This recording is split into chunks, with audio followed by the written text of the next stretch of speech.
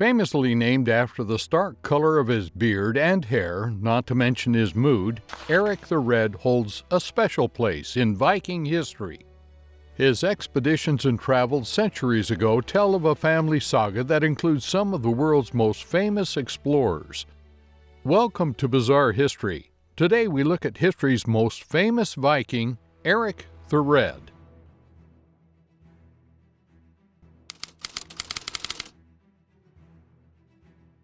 Born in Rogaland, a country along the southwestern coast of Norway in 950 CE, Erik Thorvaldsson's life began in high drama.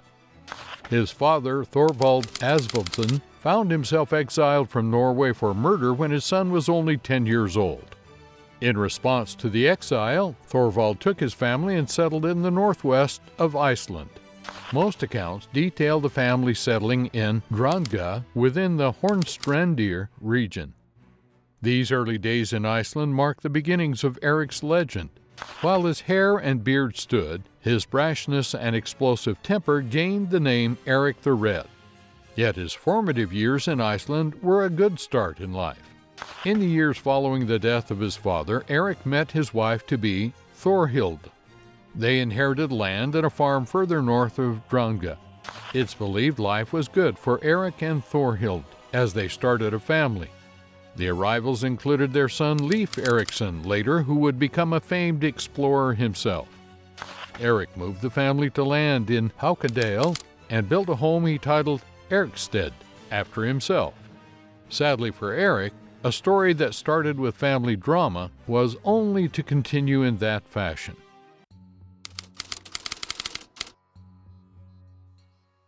The self-made homestead and family life stability were to last for Erik. In a poetic turn 10 years after his son's birth, Erik's actions would disrupt his family life.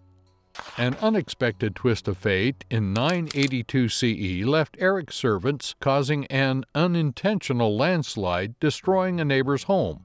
In revenge, the neighbor killed Erik's servants. Then, yep, you guessed it, Erik killed the neighbor in return. So like his father before him, Erik moved his family to another settlement, fleeing blood-soaked past behind him. Despite settling the family on the two small islands of Oxney and Sudrey, the conflict was not over. Here there was further murder, including the sons of Erik's newly found neighbors. This time there was no more running, no more fleeing or resettling. Erik was brought to trial, found guilty of murder, and banished from his home in Iceland.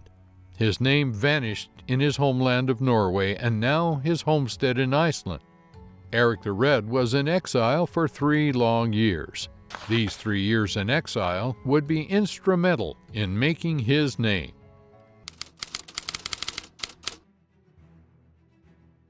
While it hadn't been claimed or discovered, what would be Greenland had caught the eyes of the Vikings.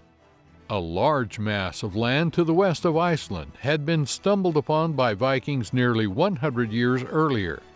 Gunnbjorn Ulfsson, a Norwegian sailor, settled in Iceland, had his ship driven by a ferocious storm to the coast of Greenland in 877 CE.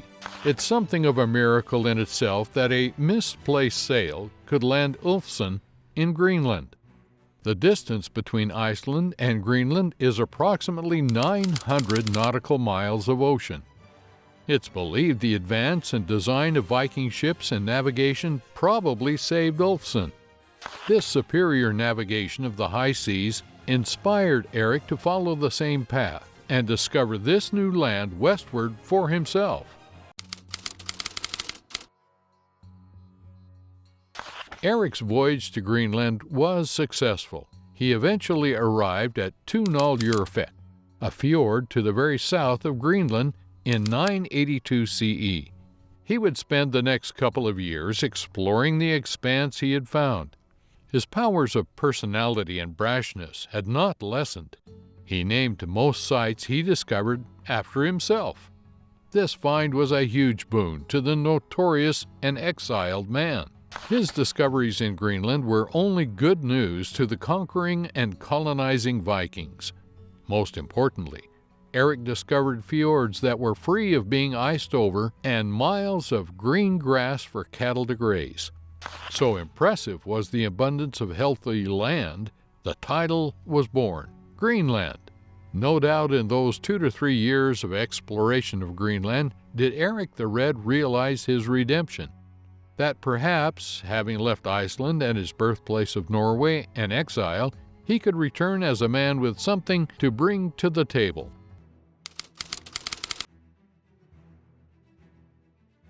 On his exile reaching its conclusion, Erik was able to return to Iceland and begin his plan. He promoted and sold the vision of Greenland to his fellow Vikings. So enticing was the pitch for the imagination of new settlers, Erik the Red was successful. He managed to recruit approximately 500 men to start colonization in the new land. A first voyage is noted in the Viking sagas. It took place in the year 986 CE. The expedition started with 25 ships loaded up with construction materials, seeds, livestock, and settlers ready to colonize upon their arrival. The 900-mile travel was not without its costs or losses. Only 14 of the 25 ships even made it to the shores of Greenland. Landing at the point of what is now called Eriksfjord, these Viking pilgrims managed to start 2 colonies, an eastern settlement called Estribygget and a western settlement called Vestribygget. Creating several smaller settlements in between, the initial settlement went well for the Vikings. The progress was boosted by a warm climate at the time. This helped with livestock and agriculture, and their numbers grew from around 400 to as many as 5,000 people. There were mutually beneficial relations for trade with nearby Norway or Iceland. Walrus fangs, narwhal horns, and polar bear pelts were all popular items in Europe. In return, the settlers could gain materials for construction or more recreational items like wine. While these colonies were not to last and came to end around Columbus' time, arguably Erik the Red found his peace here. Not exiled, charged, or shamed, not in the depths of fatal feuds and conflicts, Erik the Red is said to have been like a lord in Greenland with his Thorhild and their 4 children.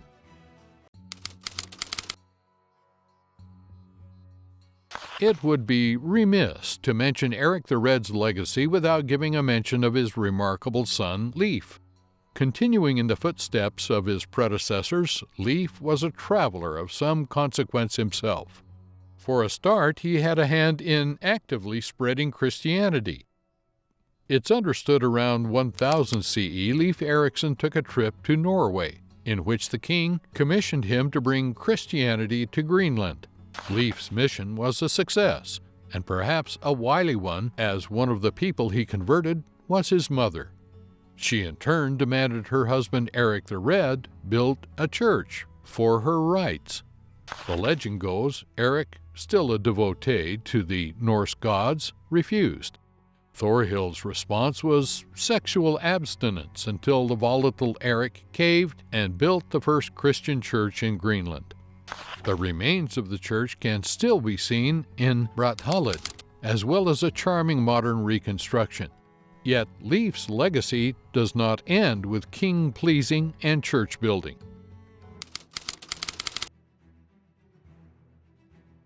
In the Viking sagas, along with the initial discovery of Greenland itself, further exploration west was also made by complete chance. One Icelandic merchant by the name of Bjarni Herjolfsson was sailing his trade route between Greenland and Iceland. Like many before him, seemingly, the conditions betrayed him, and he soon found himself lost. It was in his disorientation he realized he could see land to the west of the discovered Greenland. Herjolfsson, on his return to Greenland, informed Leif Erikson of what he had seen. So began another family voyage, in a family full of them, as Leif and Erik the Red were destined to set sail for further land. Erik did not make the journey following a fall from his horse before boarding that he took as an omen not to go.